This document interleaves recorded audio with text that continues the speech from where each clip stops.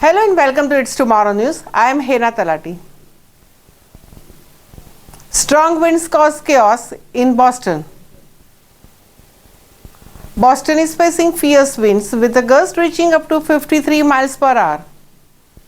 The high winds have caused significant damage and disruption across the city.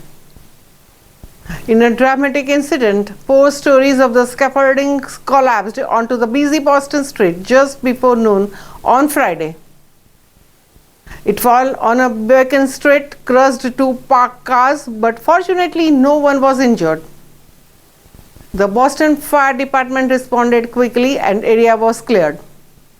Meanwhile, strong winds also caused parts of a building's roof to be torn off in the Taunton, located about 30 miles south of the Boston. Crews in a protective suits were quickly dispatched to clean up the debris, which contained potentially dangerous materials. In addition to the property damage, high winds have caused widespread power outages.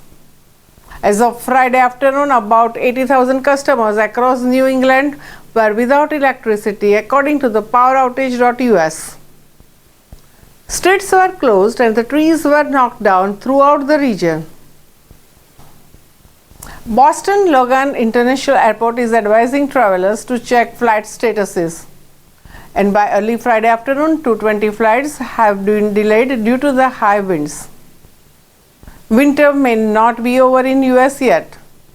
A major shift in the weather patterns could bring a blast of a cold Arctic air to the United States later this month.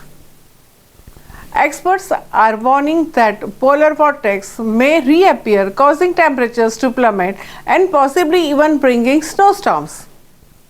The polar vortex is a large area of the cold air that typically stays near the North Pole. However, it can sometimes shift southward, sending freezing temperatures across the Northern America and beyond. And this could lead to some of the coldest weather of the season. And so, stay tuned for updates as these weather events unfold. And that's all for now.